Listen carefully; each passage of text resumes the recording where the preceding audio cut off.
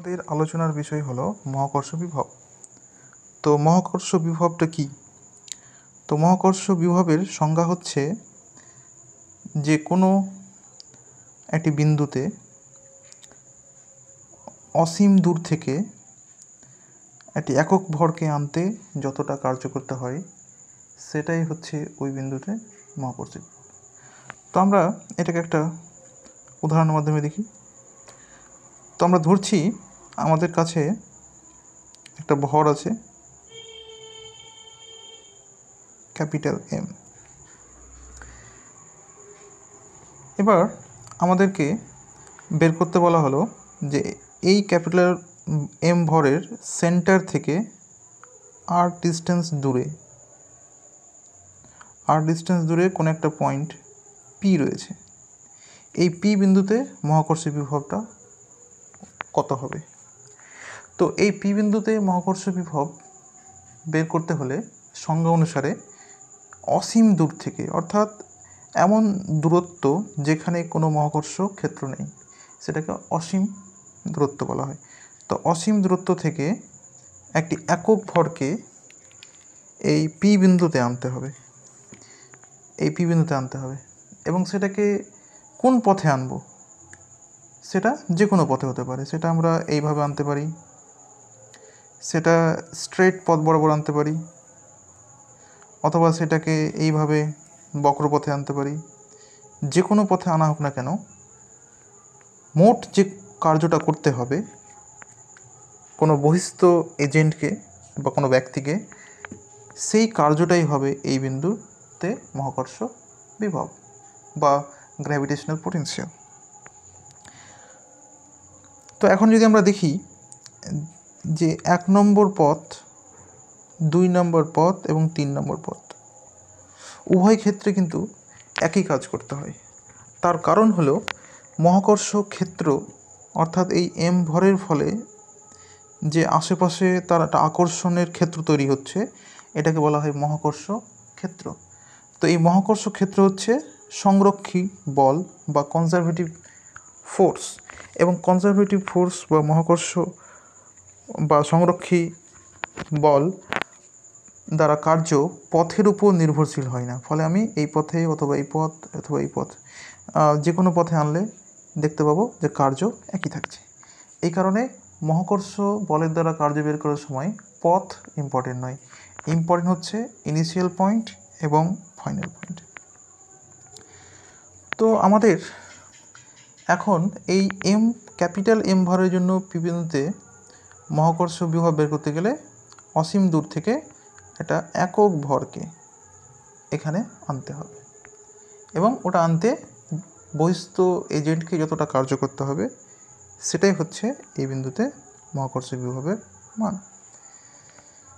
তো এখন আমরা বের করব যে অসীম থেকে এখানে আনতে কতটা কার্য করতে হয়, তার মানটা আমরা বের করব। তো এটা বের করার জন্য আমাদের একটা বেসিক আইডিয়া লাগবে যে কার্য করা হলে সংরক্ষী বলের মধ্যে বা কনজারভেটিভ ফোর্সের মধ্যে স্থিতি শক্তির সঙ্গে কার্যের একটা সম্পর্ক রয়েছে। অর্থাৎ আমরা লিখতে পারি বহিস্থ বল দ্বারা কার্য, সেটাকে আমরা লিখতে পারি ডেল্টা ইউ, এবং এখানে প্লাসও হতে পারে মাইনাসও হতে পারে। তো আমার বলার যেটা উদ্দেশ্য যে এই এফ বল অর্থাৎ বাহ্যিক বলের দ্বারা কার্য যদি বলি, এখানে এফ মানে বাহ্যিক বল বলছি, বাহ্যিক বল দ্বারা কার্য। তো এই বাহ্যিক বলের দ্বারা কার্যটা সেটা পজিটিভ হতে পারে, আবার নেগেটিভ হতে পারে। আবার আরেকটা বল আমাদেরকে ব্যবহার করতে হবে, সেটা হচ্ছে সংরক্ষী বল বা কনজারভেটিভ ফোর্স। তো এটাকে সি দিয়ে লিখব। তো সেই বলের দ্বারা কার্যটাও পজিটিভ বা নেগেটিভ হতে পারে। আর ডেল্টা ইউটা কি? ডেল্টা ইউটা হচ্ছে স্থিতি শক্তির পরিবর্তন। স্থিতি শক্তির পরিবর্তন।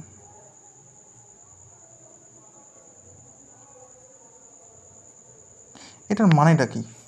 এবং এখানে যেটা বলতে চাইছি, বাহ্যিক বল বা সংরক্ষী বল দ্বারা কার্য পজিটিভ নেগেটিভ হতে পারে, এটার মানেটা কি?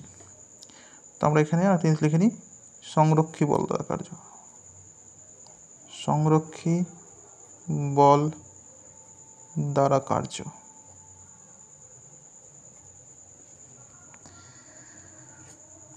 তো এখন আমরা দেখব যে এখানে পজিটিভ নেগেটিভের মানে কি আর স্থিতিশক্তির পরিবর্তন মানে কি। তো এটার জন্য আমরা আবার একটা উদাহরণ নেব। তো উদাহরণটি হচ্ছে এরকম, এখানে রয়েছে ভূপৃষ্ঠ, অর্থাৎ এটা মাটি বলতে পারি বা ভূপৃষ্ঠ। এবার এখানে একটা বস্তু রয়েছে, এম ভরের বস্তু। এবার বস্তুটাকে আমরা উপরে উঠাবো, তাহলে উপরে উঠাতে গেলে ঊর্ধ্বমুখী একটা বল লাগবে, এটাকে বলছি বাহ্যিক বল, কারণ এটা বাইরে থেকে কোনো ব্যক্তি অ্যাপ্লাই করবে।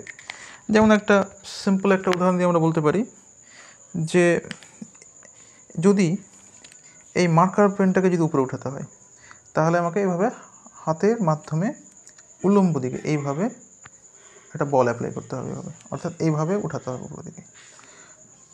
তো সেম ব্যাপার এখানে, যদি এমকে উঠাতে হয় তাহলে একটা ঊর্ধ্বমুখী বাহ্যিক বল, আর যেহেতু বস্তুটার ভর রয়েছে তাহলে ওজন বলটা কিন্তু নিচে কাজ করবে, এটাকে আমরা অভিকর্ষ বল বলতে পারি। এখন এই বস্তুটাকে যদি এইচ পরিমাণ উচ্চতায় যদি উঠাই, এটাকে আমরা এইচ পরিমাণ উপরে উঠাচ্ছি,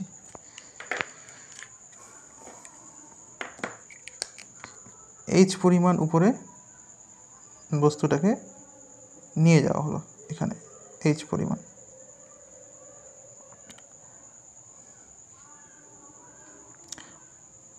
সরি, এখানে একটু ভুলে গেছে, এটা এখান থেকে ধরতে হবে, এই জায়গা থেকে একদম উপরেরটা, এটা এইচ পরিমাণ উপরে উঠানো হলো। তো এবার যদি আমাদের বের করতে হয় যে বাহ্যিক বলের দ্বারা কার্যটা পজিটিভ না নেগেটিভ হচ্ছে, তো কী বলবো? তো আমরা কার্যশক্তি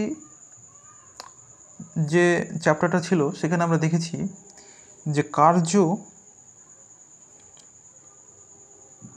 বের করার ফর্মুলা হচ্ছে বল ইন্টু সরণ। তো এখানে দেখতে পাচ্ছি বল, বাহ্যিক বল উপরে, আবার সরণ যেটা এইচ সেটা উপরে, তার মানে এদের মধ্যে অ্যাঙ্গেলটা হচ্ছে 0 ডিগ্রি, তাহলে এটাকে লিখতে পারি এফএস কস 0 ডিগ্রি। তার মানে অ্যান্সারটা হচ্ছে এফএস, অর্থাৎ এখানে বাহ্যিক বলের দ্বারা যে কার্য সেটা হচ্ছে পজিটিভ ভ্যালু, বাহ্যিক বলের দ্বারা কার্যটা, তো সেটা পাচ্ছি আমরা পজিটিভ ভ্যালু। আবার যদি অভিকর্ষ বল দ্বারা কার্য বের করতে বলা হয় তাহলে কি দেখতে পাবো? তো এটাকে আমি নিচে লিখছি, অভিকর্ষ বল দ্বারা কার্য,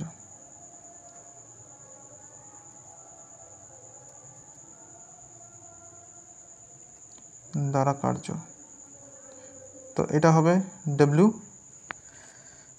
কনজারভেটিভ, আর এটা ছিল এক্সটার্নাল, তো এটাকে আমরা এখানে লিখতে পারি ই হিসেবে, বাহ্যিক বল। তো কনজারভেটিভ ফোর্স দ্বারা কার্য, তো এখানে দেখতে পাচ্ছি যে ওজন কাজ করছে নিচের দিকে আর বস্তু যাচ্ছে উপরের দিকে, তাহলে এর মধ্যে অ্যাঙ্গেল কত? 180 ডিগ্রি, কারণ এটার অ্যারো নিচের দিকে আছে আর এটার অ্যারো উপরের দিকে আছে, ফলে অ্যাঙ্গেল হচ্ছে 180 ডিগ্রি।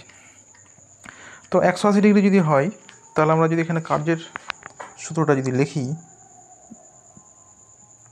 তো এটা হবে এমজি ইন্টু সরণ ইন্টু কস 180, তাহলে এখানে অ্যান্সার আসবে এমজিএস,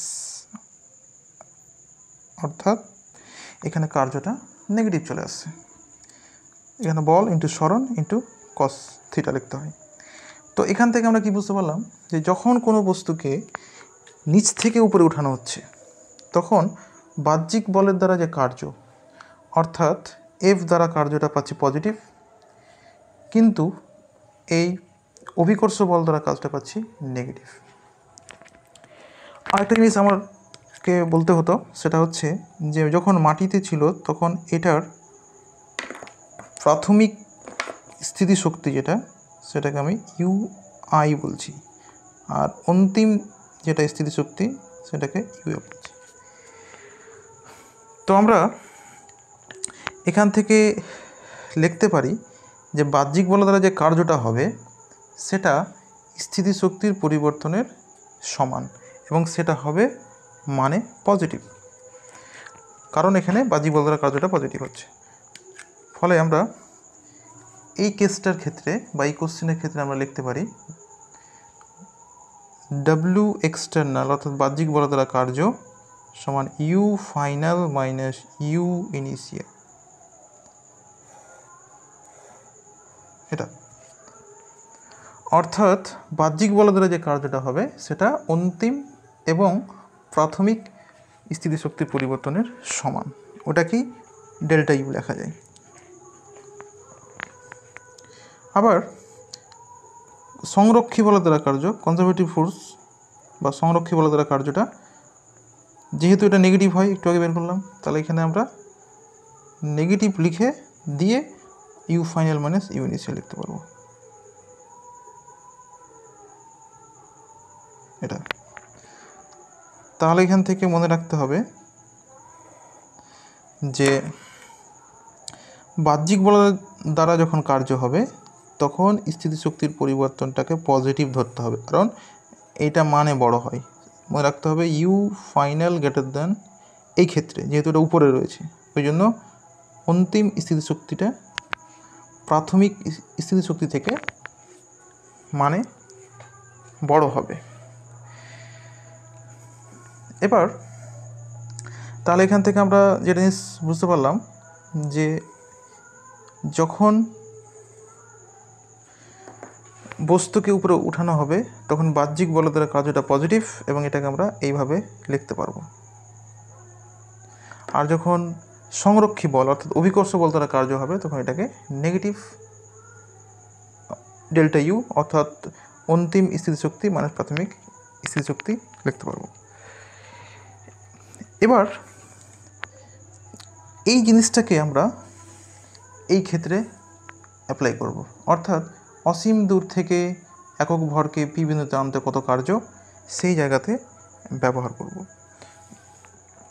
এবং এটাও মনে রাখতে হবে যখন বলের দিকে যখন কার্য হবে তখন এইটা কিন্তু পজিটিভ, অর্থাৎ ইউএফ মাইনাস ইউআই হবে, এখানে মানটা পজিটিভ। আর যখন বলের অপোজিটে কার্য তখন কিন্তু নেগেটিভ। আচ্ছা, এটাকে আমরা ডেল্টা ইউ লিখতে পারি, এই ইউএফ মাইনাস ইউআইকে, আর এখানে ডেল্টা ইউ লিখতে পারি, মাইনাস ডেল্টা ইউ, সরি, এভাবে লিখতে পারি। আর একটা জিনিস আমি এখানে লিখতে ভুলে গেছি, এখানে ডেল্টা ইউ মানে হচ্ছে অন্তিম স্থিতিশক্তি মাইনাস প্রাথমিক স্থিতিশক্তি। এবার আমরা এটাকে অ্যাপ্লাই করব। তো আমাদের মুখ্যত যে কাজটা করতে হবে সেটা হচ্ছে যে অসীম দূর থেকে একটা একক ভরকে কোনো একটা বিন্দুতে আনতে কতটা কার্য করতে হয় সেটা বের করতে হবে।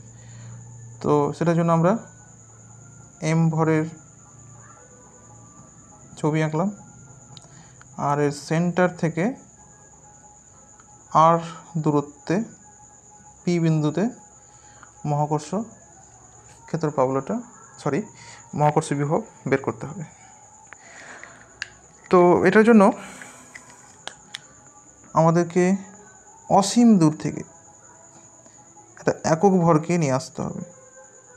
তো আমরা এটাকে যে কোনো পথে আনতে পারি, কিন্তু এখানে এটাকে আমরা সরলরৈখিক পথে আনবো, তাহলে আমাদের কার্য বের করতে সুবিধা হবে। এটা এবার এই কার্যটা বের করতে গেলে আমরা যে সমস্যার সম্মুখীন হব সেটা হচ্ছে যে একক ভরটা যখন এখান থেকে যখন এখানে কোথাও যখন আসবে তখন এই একক ভরের উপর এই দিকে কাজ করবে মহাকর্ষ ক্ষেত্র প্রাবল্য, যেটাকে জি দিয়ে লিখি। আর এই একক ভরটাকে আমি একটা কথা বলতে ভুলে গেছি, এই একক ভরটাকে যখন নিয়ে আসবো তখন তার গতিটা কেমন হবে সেটা কিন্তু ইম্পর্টেন্ট। অর্থাৎ এই একক ভরটাকে কি সমবেগে নিয়ে আসবো, ব্যাপারটা এরকম যে এটাকে কি সমবেগে নিয়ে যাব, না এটাকে সমত্বরণে নিয়ে আসতে হবে, সেই ব্যাপারটা কিন্তু ইম্পর্টেন্ট। তো এখানে মনে রাখতে হবে যে মহাকর্ষ বিভবের সংজ্ঞাতে একক ভরটাকে যে আনা হবে সেটা কিন্তু সমবেগে আনতে হবে, অর্থাৎ তার বেগের যাতে কোনো পরিবর্তন না হয়, অর্থাৎ সেটাকে খুব আস্তে আস্তে নিয়ে আসতে হবে। তো আমরা এখন এখানে দেখি যে এই একক ভরের উপর কটা বল কাজ করছে। তো মহাকর্ষ ক্ষেত্র প্রাবল্য এদিকে। এবার একটা জিনিস এখানে বুঝতে হবে, যদি কোনো বস্তু একটা বলের আন্ডারে যদি মুভ করে, অর্থাৎ দেখা গেল শুধু একটাই বল কাজ করছে জি, তাহলে এটা কিন্তু ত্বরণ সহ গতিশীল হবে, মানে এর বেগ কিন্তু বাড়তে থাকবে, তার মানে এটা কিন্তু সমবেগে আসবে না। তো সমবেগে যদি এটাকে নিয়ে আসতে হয় তাহলে এর উপর নেট ফোর্সটাকে জিরো করতে হবে, কারণ আমরা নিউটনের মহাকর্ষ সূত্র থেকে দেখেছি, নিউটনের গতির সূত্র থেকে দেখেছি যে এফ নেট সমান এম। তো যদি সমবেগ করতে হয় তাহলে ত্বরণটাকে জিরো করতে হবে, আর এখানে ত্বরণকে জিরো করা মানে এফ নেট জিরো হওয়া, অর্থাৎ বস্তুর উপর লব্ধি বলটাকে জিরো রাখতে হবে, তাহলেই বস্তু সমবেগে গতিশীল হবে। তো লব্ধি বলটাকে জিরো করার উপায় কী? তো লব্ধি বলকে জিরো করার উপায় হচ্ছে যেই দিকে একটা বল কাজ করছে তার অপোজিটে ইকুয়াল মানের আর একটা বল অ্যাপ্লাই করতে হবে, এবং এটা কোনো এজেন্ট বা কোনো ব্যক্তিকে অ্যাপ্লাই করতে হবে, ওটাকে বলা হয় বহিস্থ এজেন্ট। এবার তাহলে এই যে একক ভরটা আছে তার দুই দিকে দুটো বল কাজ করবে, তাহলে নেট ফোর্সটা জিরো হবে, ফলে এটা সমবেগে আস্তে আস্তে এইদিকে মুভ করবে, এবং এটাই হচ্ছে আমাদের বের করার ইচ্ছা বলতে পারি। তো এবার এই কার্যটার মান আমরা বের করব, যে এটাকে আনতে কার্য কত করতে হবে। তো একটা কথা আরও মনে রাখতে হবে যে কার্য বের করতে হয় যে কোনো একটা বলের দ্বারা, এখানে বল তো আছে দুটো, তো আমাদের এখানে যে কোনো একটা দ্বারা কার্যটা বের করতে হবে, হয় বহিস্থ এজেন্ট দ্বারা অথবা অভিকর্ষ বল দ্বারা, অ্যান্সার একই আসবে। তো আমরা প্রথমে বাহ্যিক বলের দ্বারা কার্য বের করে দেখব, দিয়ে অভিকর্ষ বলে কার্য বের করে আমরা দেখব যে অ্যান্সার দুটো একই আসছে কিনা। তো আমাদের এখন উদ্দেশ্য বাহ্যিক বলের দ্বারা কার্যটা বের করা।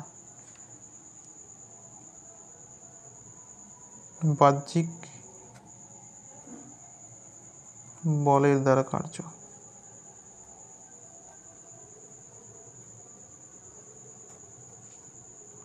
ডব্লিউ সময়, এটা এক্সটার্নাল ফোর্স লিখলাম। এবার আমরা একটু আগে দেখলাম যে বাহ্যিক বলের দ্বারা কার্যটা যদি ধনাত্মক হয় তাহলে এখানে লিখতে পারবো প্লাস ডেল্টা ইউ বা U final minus U initial. তো এখানে আমরা চেক করে দেখে নিই যে কার্যটা পজিটিভ হবে না নেগেটিভ হবে। তো এখান থেকে দেখতে পাচ্ছি যে বল অ্যাপ্লাই করছি, এখানে বল অ্যাপ্লাই করা হচ্ছে কোন দিকে, এই দিকে, ডান দিকে, তাহলে এখানে বাহ্যিক বল কাজ করছে ডান দিকে, আর বস্তু মুভ করছে কোন দিকে, এই দিকে, তার মানে উল্টো দিকে, অপোজিট। তো ফলে এখানে কার্য কিন্তু নেগেটিভ হবে, তার মানে বাহ্যিক বলের দ্বারা কার্যটাকে লিখব মাইনাস ডেল্টা ইউ। এবার আমরা ডেল্টা ইউ মানে একটু আগে বললাম যে U final minus U initial. তো নেক্সট লাইনে আমরা বাহ্যিক বলের দ্বারা কার্যের সূত্র লিখব। তো এখন কার্য বের করার দুই রকমের ফর্মুলা আছে। তো সেই দুই রকম ফর্মুলা হলো, যদি বাহ্যিক বল বা যে কোনো বল যার দ্বারা কার্য বের করব সেটা যদি ধ্রুবক হয় তাহলে তার দ্বারা কার্য বের করার ফর্মুলা হচ্ছে বল ইন্টু সরণ। এটা এফ ধ্রুবক হলে এটা লিখতে পারি। আর এফ যদি পরিবর্তনশীল হয় তাহলে ইন্টিগ্রেশন এফ ডট ডিএস দিয়ে কার্য বের করতে হবে। এফ পরিবর্তনশীল বা ভেরিয়েবল হলে এটা কিন্তু মনে রাখতে হবে। এবং এই সম্পর্কে আলোচনা কার্য শক্তি যে চ্যাপ্টার সেখানে কিন্তু করা হবে ভবিষ্যতে। তো এখানে চেক করতে হবে যে বলটা ধ্রুবক আছে কি নেই। তো আমরা এখানে দেখতে পাচ্ছি যে যখন এখানে একক ভরটা রয়েছে আর এখানে রয়েছে ক্যাপিটাল এম ভর, তো এদের মধ্যে আকর্ষণটা যা হবে যখন একক ভরটা চলে আসবে এই জায়গাটাতে, তখন যেহেতু দূরত্বটা কম হয়ে গেল তাহলে এখানে মহাকর্ষ বল কিন্তু বেড়ে যাবে। এটা যত আরও কাছে যাবে তত এখানে মহাকর্ষ বল বা মহাকর্ষ ক্ষেত্র প্রবলটা বাড়তে শুরু করবে। ফলে এখান থেকে আমরা বলতে পারি যে এখানে বল কিন্তু ধ্রুবক নয়।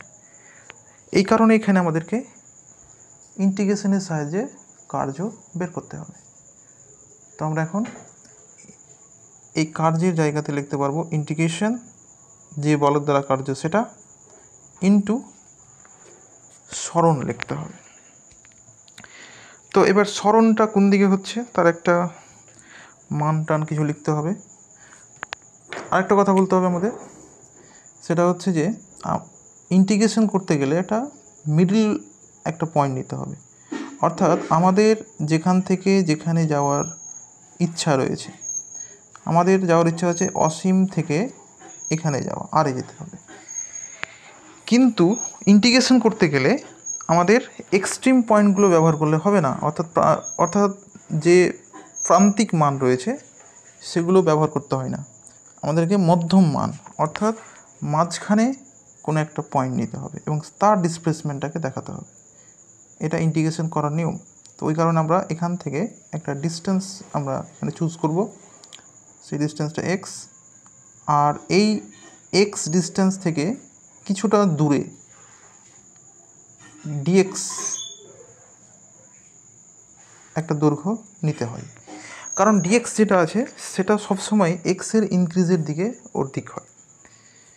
এবার যখন এই একক ভরটা এখান থেকে যখন এখানে আসবে তখন এর উপরে আগের মতো জি কাজ করবে এইদিকে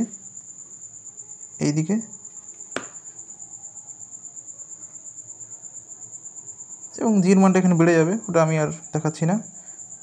আর এইদিকে বাহ্যিক বল যেটা ছিল এফ সেটা এদিকেই থাকবে, এরকম ভেক্টর ফর্মে দেখাচ্ছি। আর এখানে ডিএক্সটাকে এখানে না দেখিয়ে এখানে দেখিয়ে দিচ্ছি ডিএক্স ভেক্টর। তো এখান থেকে তাহলে আমরা কি বুঝতে পারলাম?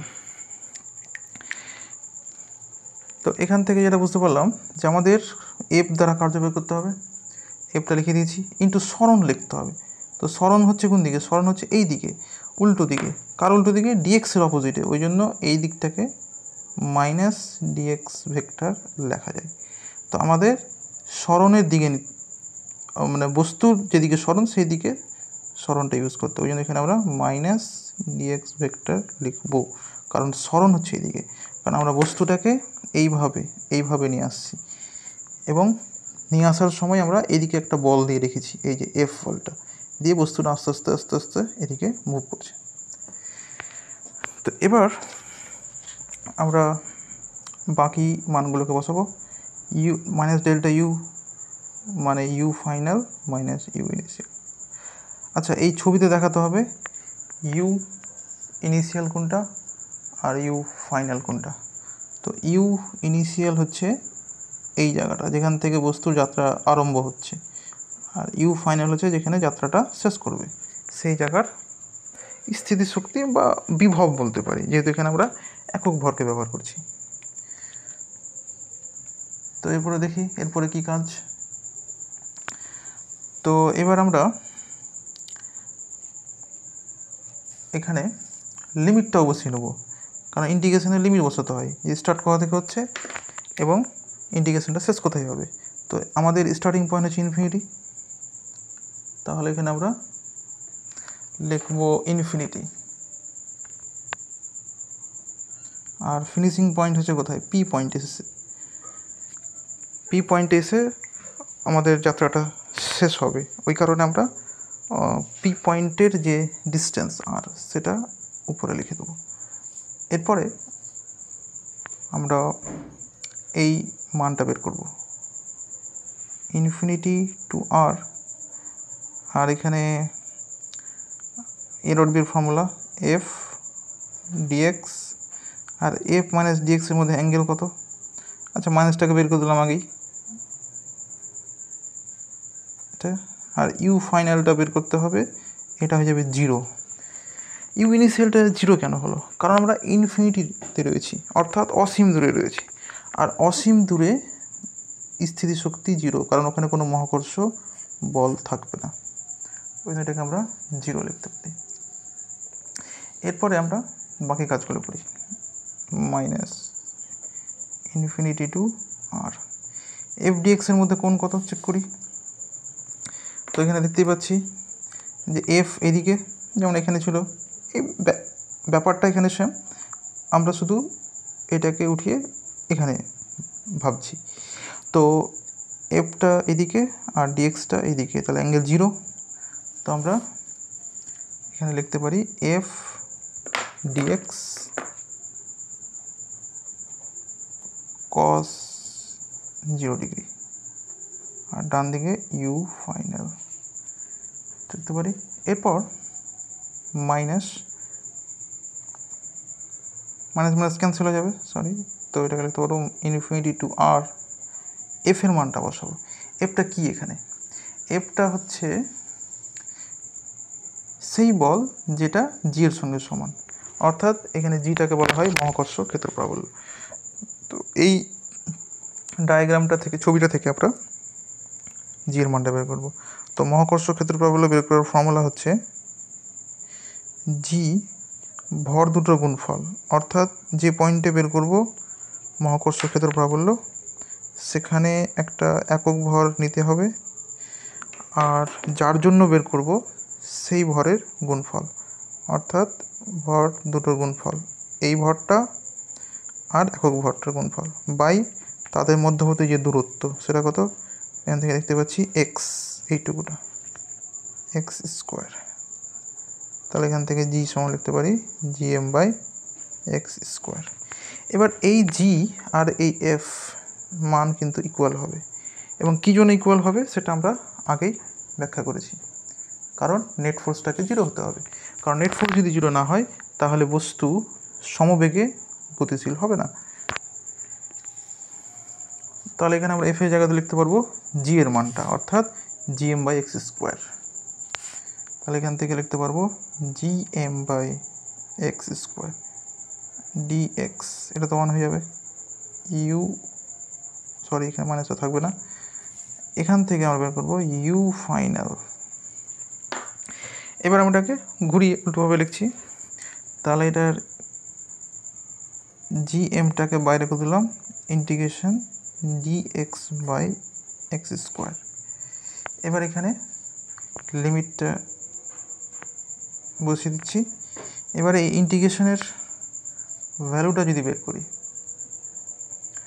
তাহলে সেটা হবে -1 বাই এক্স, ঠিক আছে, সেকেন্ড ব্র্যাকেটে করে দিলাম, থার্ড ব্র্যাকেটে লিমিট ইনফিনিটি টু আর।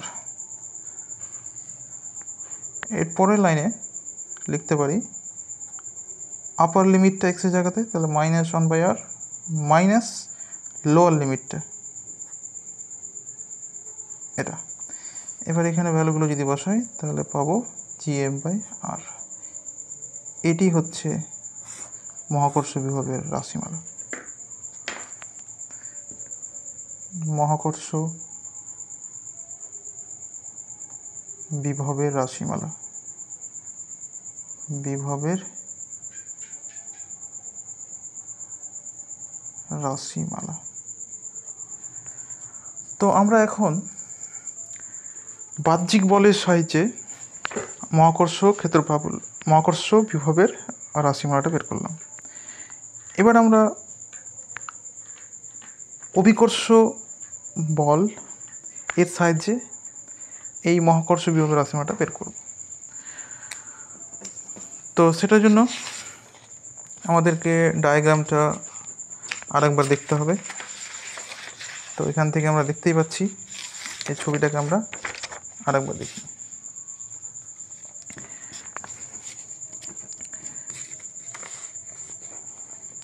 এবার এই ছবিটা দেখে আমাদের ঠিক করতে হবে যে অভিকর্ষজ ত্বরণ বা মহাকর্ষ ক্ষেত্র প্রাবল্য বা মহাকর্ষ বল একক ভরের ক্ষেত্রে একই জিনিস। এখানে আমাদের দেখতে হবে, এই ছবিতে দেখতে হবে যে জি দ্বারা যে কার্যটা হবে সেটা ধনাত্মক না ঋণাত্মক, সেটা আগে থেকে ঠিক করে নিতে হবে। তো আমরা ছবিতে দেখতে পাচ্ছি যে এই যে জি, এটা কাজ করছে এই দিকে আর বস্তু যাচ্ছে ওই দিকেই। তার মানে জি আর সরণ যেটা, সেই দুটোর দিক কিন্তু একই। তার মানে এখানে কার্যটা যেটা হবে সেটা ধনাত্মক আসবে। তো ফলে এখানে মাইনাস লেখা দরকার নেই। তো ওই কারণে আমরা এটাকে এইভাবে লিখতে পারি। এখানে লিখতে পারি আমরা সংরক্ষী বলের দ্বারা কার্য, সংরক্ষী বলের দ্বারা কার্য, ডাব্লিউ কনজারভেটিভ, এখানে লিখব ডেল্টা ইউ। এখানে মাইনাস লিখতে হবে না, কারণ আমরা দেখতে পাচ্ছি জি দ্বারা যে কার্য সেটা কিন্তু ধনাত্মক হচ্ছে। এরপরে আমরা দেখতে পাচ্ছি জি এর মানটা কিন্তু পরিবর্তন হবে, কারণ এটা যত কাছে যাবে তত ডিস্টেন্স কমবে। দেখতে পাচ্ছি এম এর সঙ্গে ডিস্টেন্স কমবে, ফলে আকর্ষণ কিন্তু বাড়তে শুরু করবে। ওই কারণে এখানে জি এর মানটা হচ্ছে পরিবর্তনশীল। তো পরিবর্তনশীল হলে একটু আগে দেখলাম ইন্টিগ্রেশন করতে হবে, তাহলে এখানে ইন্টিগ্রেশন নিতে হবে। কিন্তু এখানে ইন্টিগ্রেশনের মধ্যে কে থাকবে? এফ না, এবার জি থাকবে, কারণ আমরা জি এর দ্বারা কার্য বের করছি। আর সরণ কোন দিকে? এই দিকে, তাহলে মাইনাস ডিএক্স আগের মতো। আর ডান দিকে ডেল্টা ইউকে লিখতে পারবো U final minus U initial.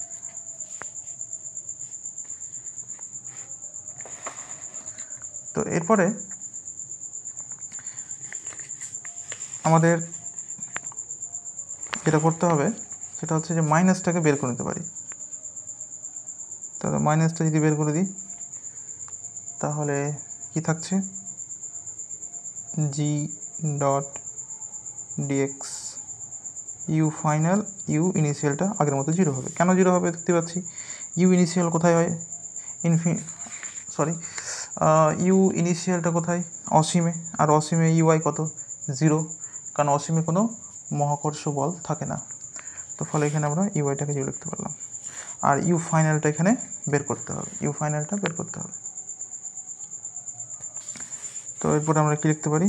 Minus, আর লিমিটটা বসিয়ে দিচ্ছি ইনফিনিটি থেকে আর, অর্থাৎ বস্তুটাকে আনতে হবে অসীম থেকে পি বিন্দুতে, অর্থাৎ অসীম দূর থেকে আর দূরত্বে, এটুকুটা আর। অতএব আমরা লিখতে পারি এখানে জি ডিএক্স। এবার জি আর ডিএক্সের মধ্যে অ্যাঙ্গেল কত?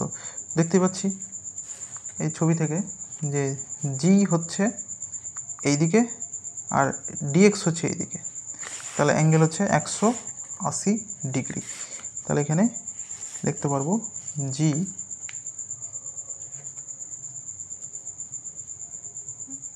ডিএক্স কস 180 আর ডান দিকে ইউ ফাইনাল। এবার আমরা মানটা বসিয়ে দেবো, মাইনাস আর একটা বাইরে মাইনাস মাইনাসে প্লাস হয়ে যাবে, তো ওটা লিখছি না, লিমিটটা লিখে দিচ্ছি infinity to R G D X U final. আবার ইউ ফাইনাল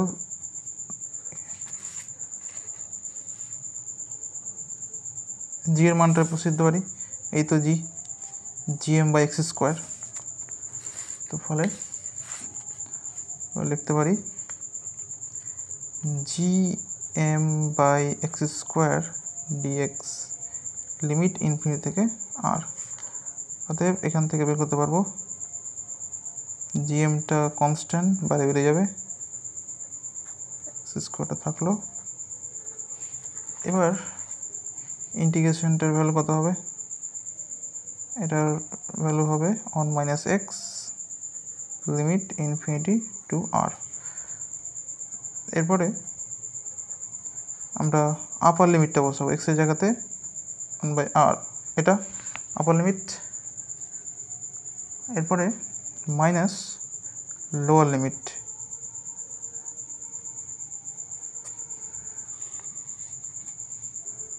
এরপরে ভ্যালুটা বেরোবে -gm/r। অর্থাৎ এই অ্যান্সারটা এবং আগের যে অ্যান্সার সেম, এখান থেকে দেখতে পাচ্ছি অ্যান্সার দুটো সেম অ্যান্সার। তো ফলে যে কোনো একটা বলকে ব্যবহার করে মহাকর্ষ বিভবের রাশিমালাটা বের করা যায়।